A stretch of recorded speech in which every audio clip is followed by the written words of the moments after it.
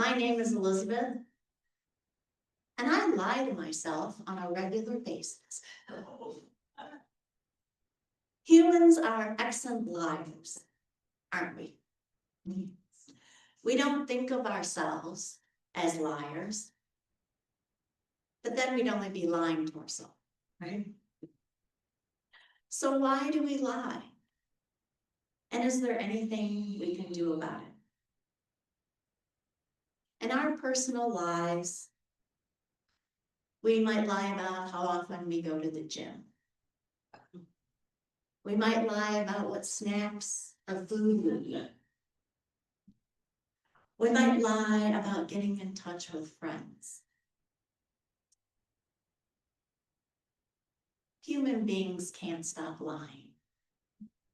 The bigger question is why? We lie for all kinds of reasons. There are lies we tell ourselves, lies we tell others, and lies about things we tell others to make them do things. Lies to ourselves is pretty easy. We lie to ourselves to protect our egos. And we do that all the time. And why not? If we can tell ourselves a little lie to make us feel better, or to get ourselves through the day, why wouldn't we? What causes this in us? This is a tricky subject of belief. When we think of ourselves, it is a mixture of experiences, ideas, and beliefs that came to us externally. But once we internalize them, it changes slightly. Maybe you've heard of this, but there's something out there called IKEA effect. The name refers to Swedish manufacturer and furniture retailer IKEA, which sells many items of furniture that require assembly. Consumers have a bias and place a high value on products that they had a part in putting together. It's known that customers are willing to pay 63% more for furniture that they had assembled versus pre-built pieces. So there's a part in us that wants to do the work. We tend to like things more if we put effort into creating them.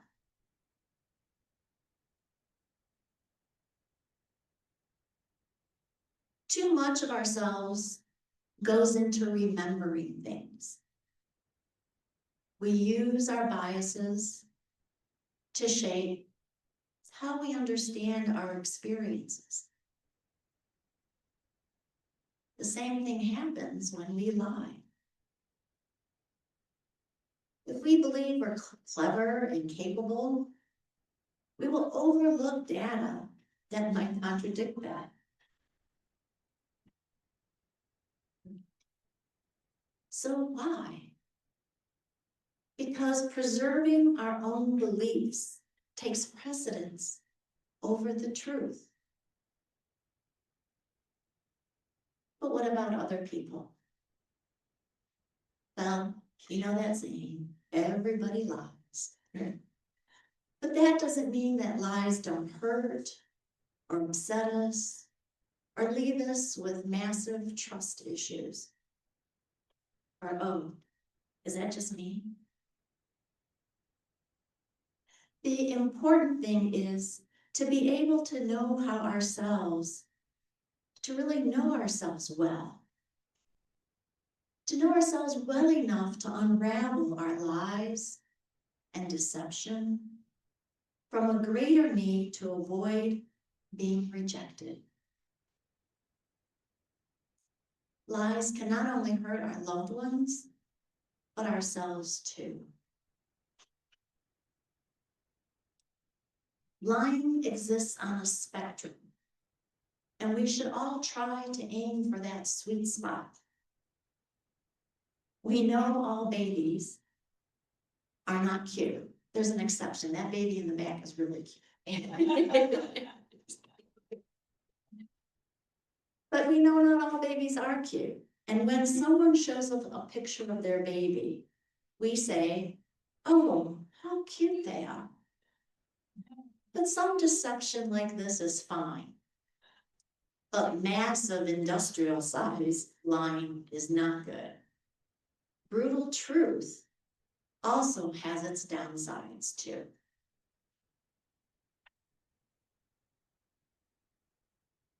So here's today's first story. I hope you enjoy it. So one day a man named Truth and a man named Lie stood by a river just outside of town. They were twin brothers. Lie challenged Truth to a race, claiming he could swim across the river faster than Truth. Lie laid out the rules to the challenge, stating that they both must remove their clothes, and at the count of 3, dive into the freezing cold water, swim to the other side, and back. Lie counted to 3. But when Truth jumped in, Lie did not. As Truth swam across the river, Lie put on Truth's clothes and walked back to town, dressed as Truth. He proudly paraded around town pretending to be Truth. Truth made it back to shore, but his clothes were gone, and he was only left with Lie's clothes to wear. Refusing to dress himself as a Lie, Truth walked back to town, naked. People stared and glared as naked Truth walked through town. He tried to explain what happened, and that he was in fact Truth. But because he was naked and uncomfortable to look at, people mocked and shunned him, refusing to believe he was really Truth.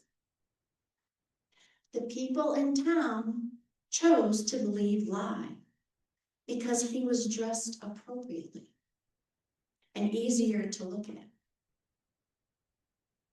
From that day until this, people have come to believe a lie rather than believe the naked truth. Oh. Mm-hmm. So you got that. So people,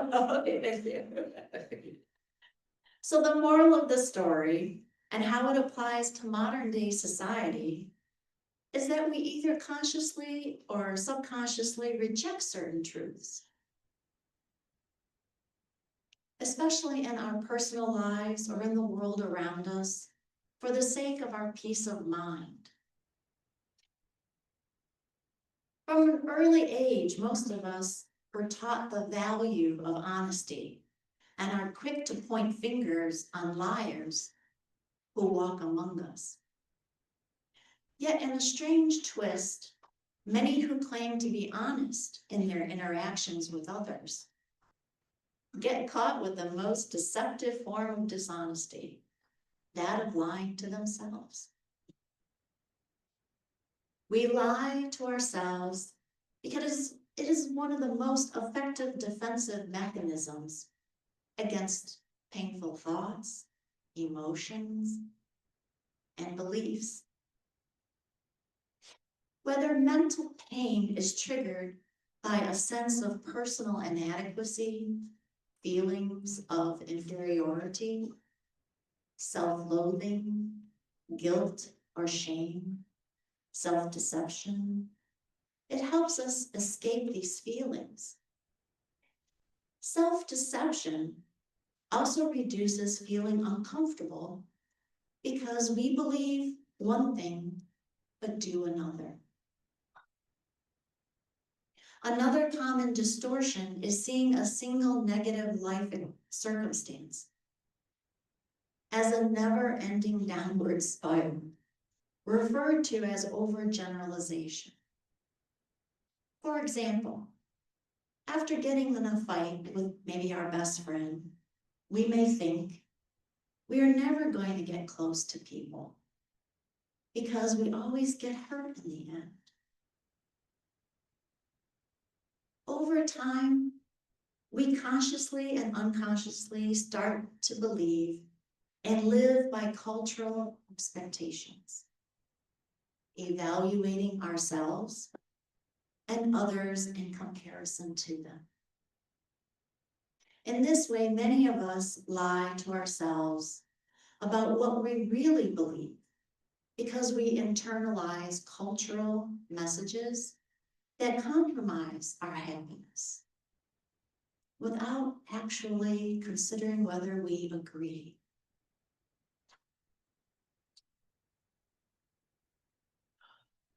For example, we may believe we need to look a certain way, be a certain weight, earn a certain income, get married, or have children, because we learned that this is the way we should be to be valued in our society. So I'm going to say 5 phrases, so if you want to close your eyes and listen, just mention these and then see how you feel when you hear these. Are these lies or truths you tell ourselves? Number 1, our worth is based on our performance, success, or accomplishment. How does that feel? 2, we are inherently good. 3, our personal life and our spiritual life are separate and don't affect each other. 4, we don't have anything positive to offer. Is that the truth or love? 5, we must be in control of everything and everyone in our world at all times.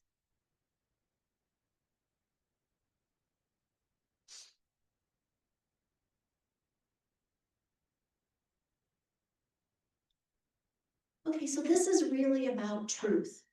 It's about loving in truth, about knowing truth, upholding the truth, living for the sake of truth, walking in your truth. It's about truth.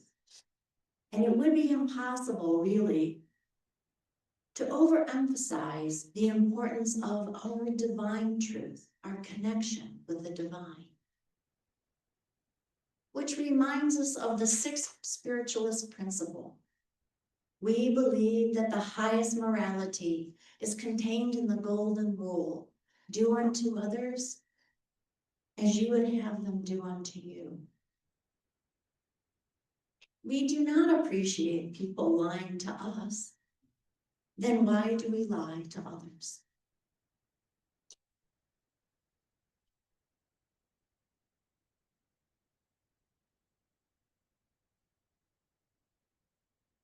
How about one more story?